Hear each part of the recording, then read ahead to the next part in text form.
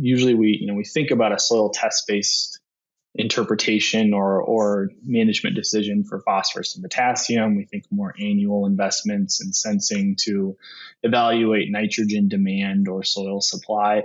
But where they interact is really a fun place to be. So it's been a lot of fun to kind of bring those, I would say, different realms together and tie them into really what the farmer sees as a fertilizer bill.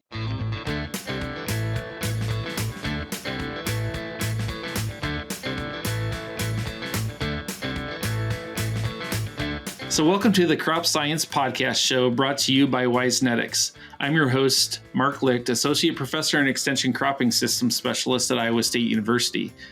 Please subscribe to our channel to receive notifications of new episodes. Today I get to welcome to the show Dr. John Jones from the University of Illinois Urbana-Champaign to do a deep dive into the challenges and opportunities when developing state soil test recommendations for phosphorus and potassium. John is an assistant professor of agronomy and soil fertility extension specialist. He received his BS in agronomy from Kansas State University and his MS and PhD from Iowa State University. Go Cyclones. And he also, with his PhD, also has a sustainable ag degree there. Prior to the University of Illinois, John had a soil fertility research program at the University of Wisconsin-Madison. So welcome, John. Thanks, Mark. I appreciate it. I always like seeing some of the cyclone and gold colors across the screen for me. Yeah, it's a fun opportunity. So maybe why don't we start with this podcast and just have you talk a little bit about who you trained under and some of the work that you did in research for your degrees. Sure. So I grew up on a small farm north of Madison, Wisconsin. Was involved in ag fairly early and consistently. I had the opportunity when I did my undergrad at Kansas State. I really enjoyed taking courses and learning from Dr. Nathan Nelson there. He had kind of an applied fertility and phosphorus management program. But I would say I really cut my teeth in research and extension, and I would say training to be an investigator more at Iowa State under Dr. Antonio Mallarino. I did my master's and PhD with him, working on anything from liming, calibration, and incubation work for recommendations up to phosphorus soil test calibrations for agronomic, but also water quality purposes. So we always like to say we kind of have one foot in the field and one in the stream, and that was kind of the framework of my grad program for my doctorate was really doing phosphorus work, looking at phosphorus cycling for water quality and agronomic benefits. After Iowa State, again, I had the opportunity to work up in Wisconsin for a little while, doing a lot of soil test calibration work, and was able to work with Dr. Carrie Lebowski up there for a little while she was still at UW-Madison, and really got involved with, I would say, more diverse cropping systems, forage crops, really dove into working on nitrogen management challenges for some crops as well. And now I have the opportunity to apply that here in my faculty position at University of Illinois. Here in terms of mentorship, I work a lot with Dr. Emerson Nafziger, who's been on the podcast before and is around. It was kind of an interesting Illinois-Iowa connection because Dr. John Sawyer was on both of my committees, and he had a large presence in Illinois before moving to Iowa. So we're all a tight-knit community, I think, in the North Central region. Yeah, you've got some really good mentors between Emerson and John, and then Antonio, obviously, and yeah, Carrie Lebowski as well, right? So you've got some really good experiences there, and you're a soil fertility specialist that's got a lot of work in not only a lot of times we see them where you have a lot of experience in nitrogen or a lot of experience in phosphorus and potassium, but you've got kind of a blend of all three. Yeah, it's really been fun to kind of bring what you learn to look at other nutrients. It was very common in graduate school. You have your nutrient of focus. I was the P person in our lab when I was initially working on things. What was fun is to take that to some of the projects I had in Wisconsin and bringing down here to Illinois as well, is really look at what it allowed me to do was look at nutrient interactions in a different way. So usually we think about a soil test based interpretation or management decision for phosphorus and potassium. We think more annual investments and sensing to evaluate nitrogen demand or soil supply. But where they interact is really a fun place to be. So it's been a lot of fun to kind of bring those, I would say, different realms together and tie them into really what the farmer sees as a fertilizer bill. Yeah. So let's jump into talking about phosphorus and potassium recommendations, but maybe let's start about, what does that process look like, for P&K versus or compared to nitrogen recommendations? So the foundational concepts of phosphorus and potassium, I'll say behavior in soils and plants, is what defines how we create guidelines that we hope are useful for farmers and agronomists. And so within that, because they're more immobile nutrients, I won't say completely immobile because we can track K movement quite a long distance in some soils and P to some extent. But in general, we treat them as more immobile nutrients that are going to be there for at least a few years to a few decades or centuries after we apply them. And so because of that, we can use soil testing as a basis or an index for availability and fertilization decisions. One of the things that comes up a lot in textbook conversations or introductory soil fertility discussions are the two processes of correlation and calibration. Correlation is simply the relationship between a soil test value and a crop yield response to fertilization. That's kind of one of the pieces that gets missed. A lot of times they say, it's a correlation to crop yield, but it's not really. We want to know how that crop responds to fertilization. For the calibration side, it's really just understanding what rate we need to apply for a given soil test level. Now, those are two common kind of pillars of determining a phosphorus potassium recommendation. They require a lot of field research, lab research, a lot of integration between what we see, I'll say, biophysically in the field and the crop response, but then also what's a farmer going to do when they apply phosphorus to potassium? Are there application logistics to apply it every 2 years? Do they have a growing season or yield potential area that they're working in that they can afford to build up soil test levels, or is it more of an annual ROI based decision making process? Those are kind of some of the concepts that I think about a lot when looking at phosphorus and potassium. Phosphorus certainly has also water quality implications, and so when we think about best agronomic practices, we really like to tie those into how do we reduce losses the most. Potassium, we don't necessarily have a water quality concern, but certainly it's a nutrient that's really challenging. I would say potassium is the nutrient that gives me the most headaches when trying to interpret soil test values across different soils, cropping systems, and things like that.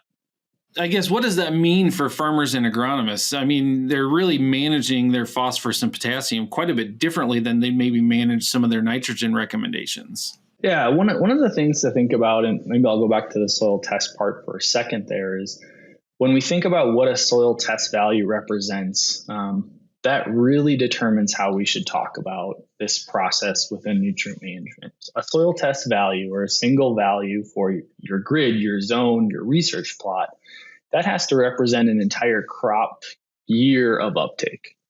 And so it's an index. And usually we talk about it in parts per million. In Illinois, we still use pounds per acre, but that's kind of a conversion we have to get across state borders.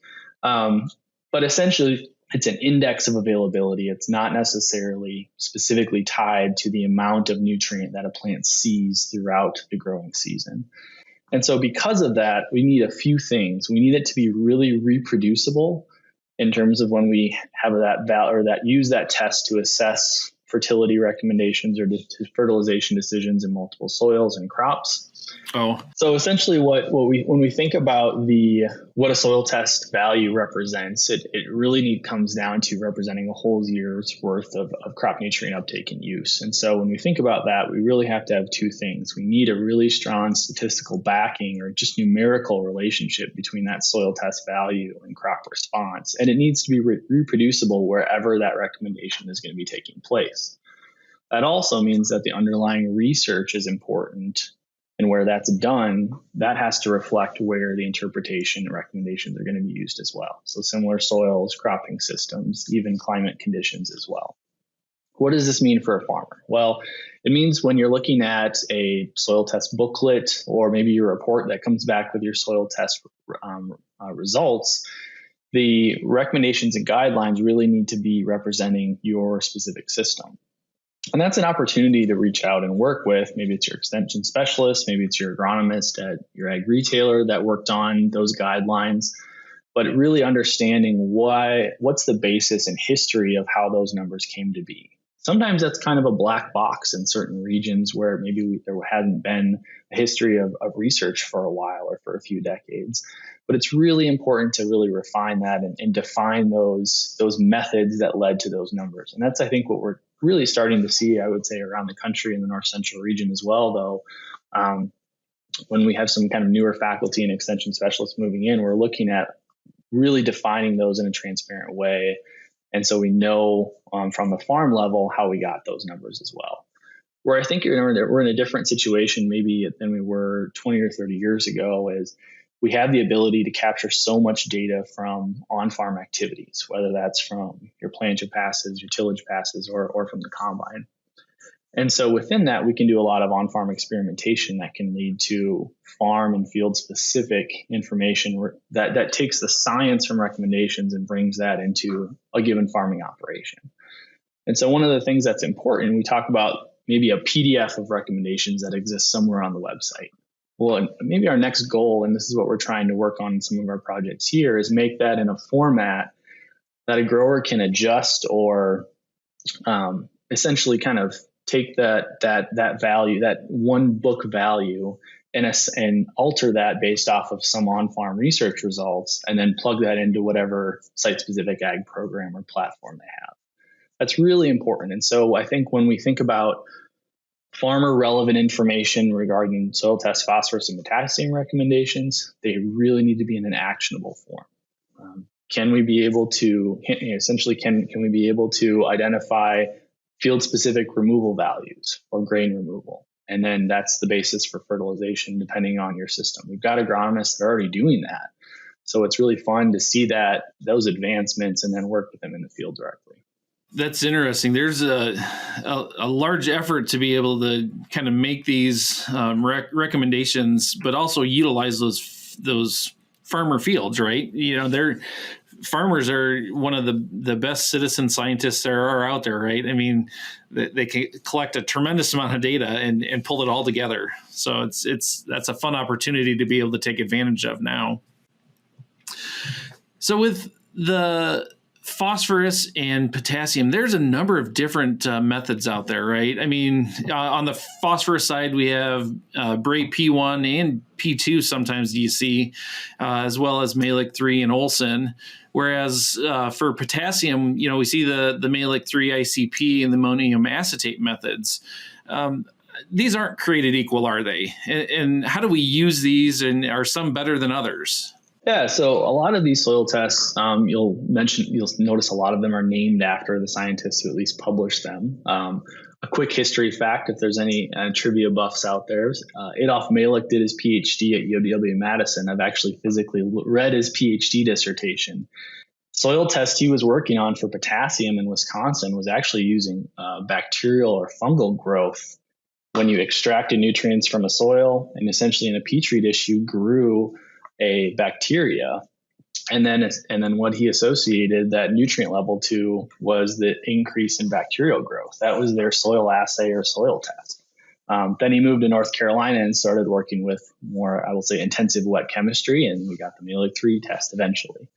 That's just kind of a story, but the basis for a lot of these soil tests was really just getting to a point where they don't really mimic, I will say, comprehensively what we're seeing in let's say the rhizosphere around the plant root.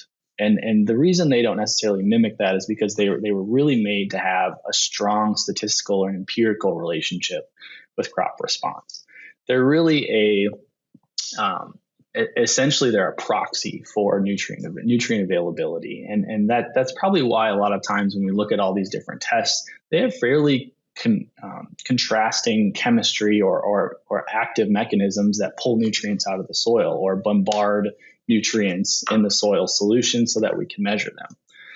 The reason they're not necessarily created equal was because they were usually developed in different regions of the country or let's say the north central region even, to work on specific soils and specific regions. So for example, we talked about the Mehlich 3 test was really developed initially to work in the southeast part of the United States. It was adjusted over a few different revisions to get to a point where it could work in both acidic and alkaline soils. The Olsen test, or the bicarbonate extractable nutrient test for phosphorus, is really developed to work on calcareous soils and moving west. Now, Iowa is a good example. All those tests are calibrated for recommendations in the state because you find different soils that kind of match what those tests were designed to do, right? And so that's certainly something where when we think about developing recommendations, we need to think about, as an extension specialist, what are our clientele using? What could they potentially be using across the state? And let's do the research to provide recommendations for all of them, at least the ones that make sense to be using. And that's something I feel really strongly about because we're going out and we're doing a lot of field research. We're taking thousands of soil samples a year. Measuring a few more tests on them is not a big step to get to the point where we have a lot of data that's very usable for growers and agronomists out there. So it's kind of wrapping around the differences in soil test methods. When we start to get into specifics, essentially, usually you're looking at a different amount of nutrient extracted. And it's because of the way the wet chemistry interacts with the given soil. You'll see differences. For example, a Bray test, because it's determined a certain way and the phosphorus is extracted a certain way, it usually measures less than a Mehlich 3 ICP test. There's a lot of, I will say, muddiness in what specific form of P is measured in the Mehlich 3 ICP compared to the Bray. But essentially, the most important thing is whatever recommendation you're using, make sure that the underlying research use the exact test you're running on your soil sample. That will ensure the most accuracy and avoid unwanted error. And we know error exists in this process, from soil sampling to lab analysis to interpretation. We have error throughout the whole process. We can minimize that by making sure that the research represents where we need to use those numbers. We often see soil tests come back in, and depending on the test lab and who's doing it, we may see Olsen's, we may see Bray's, we may see Mehlich's here in Iowa. And so it's a lot of times we have to take a step back and ask, what analysis method is being used, because that gives you completely different ways in interpreting and making recommendations off of it. So that's a really good point that you've made there. I'll add one more point, is that if you're in a state and you're working with a lab that offers multiple methods, usually it doesn't break the bank too much to run one or two different methods on your samples. But that's kind of a good back check.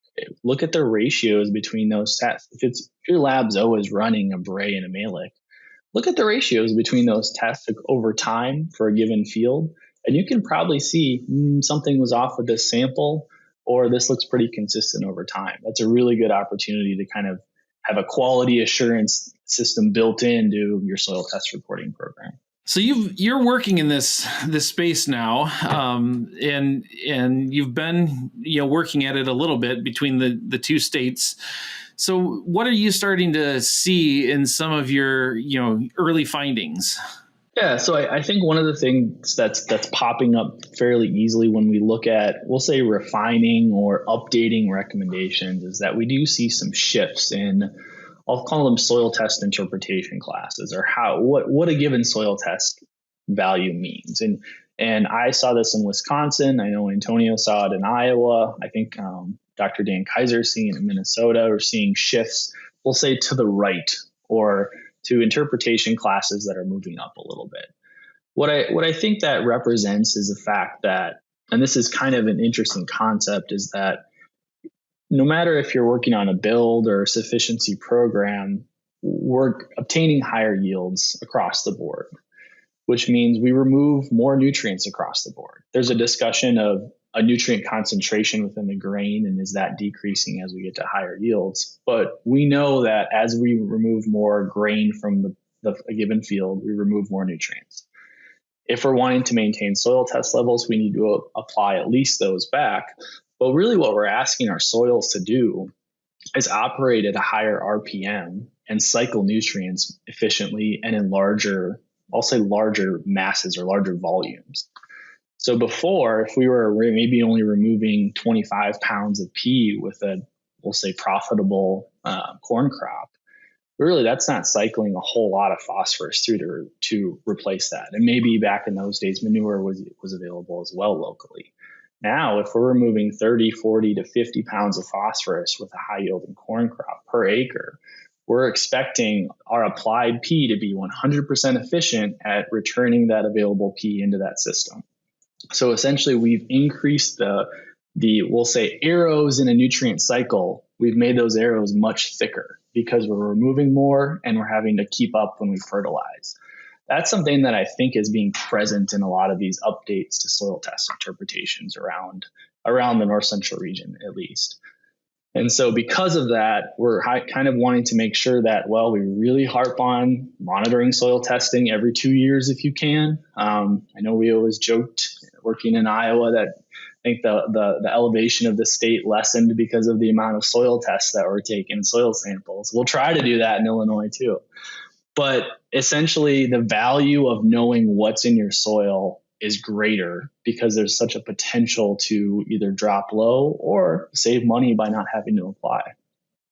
One of the things that I've been incorporating into my research, and that's in the background of most soil test recommendations, and that terminology varies, but it's a buffering capacity of nutrients. And essentially it's meaning that really means in I will say layman's terms that what's the pound of P2O5 or K2O to increase your soil test 1 part per million? But also, what's the removal of that same P2O5 or K2O to decrease 1 parts per million? Every recommendation system assumes they're the same, going up and going down. And usually we only have maybe one book value. Iowa communicates a range. There's some ranges in Wisconsin that we communicated as well.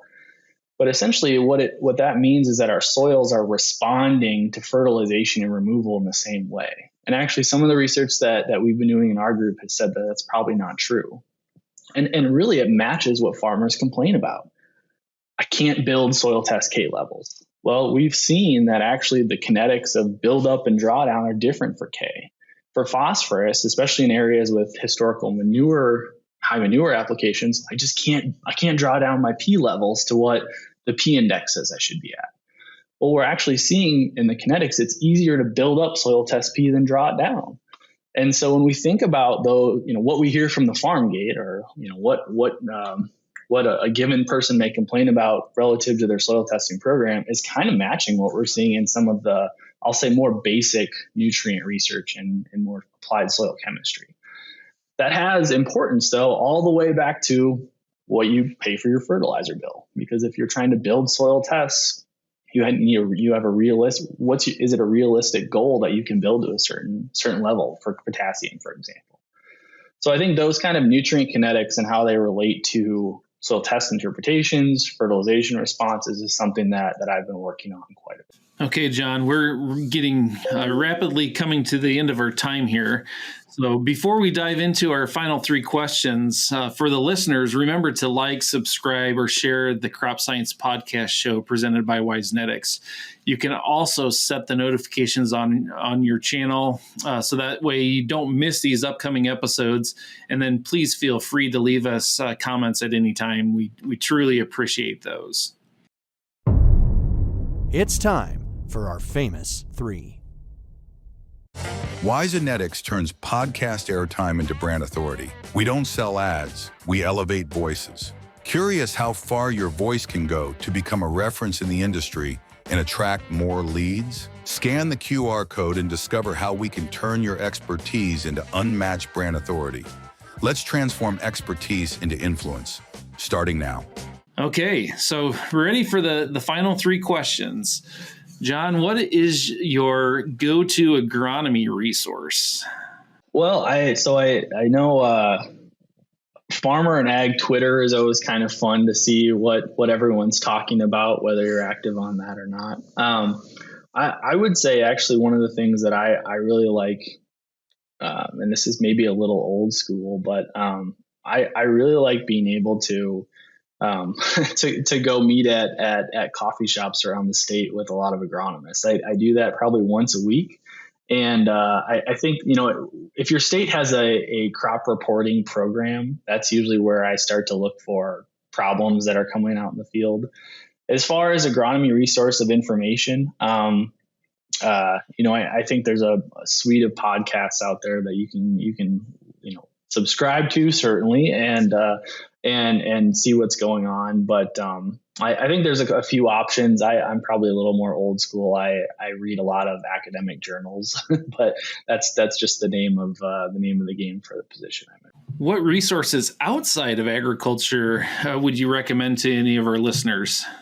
What resources outside of agriculture? I would say if you are interested in numbers at all, there's a great podcast called Quantitude that it's run by some statisticians in North Carolina and Maryland, and they relate anything from wacky trivia to what's going on in your stats analysis of given research. They're medical researchers, but I listen to that podcast probably on a weekly basis. I will have to write that one down and look it up. I tend to like to listen to some podcasts, especially on the weekends when things slow down a little bit. And it's actually nothing. It won't be ag related at all, but it's fun to see what comes to mind when you hear this random conversation.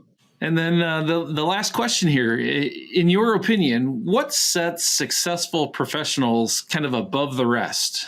So along that same line, I think one of the things that especially we do in soil fertility, I think already, is really pay attention to how others are innovating in other spaces and other industries. There's a lot to learn. I'll give one example. We had a program up at UW-Madison where they paid for a random lunch for 3 people from across campus, and you would meet and talk.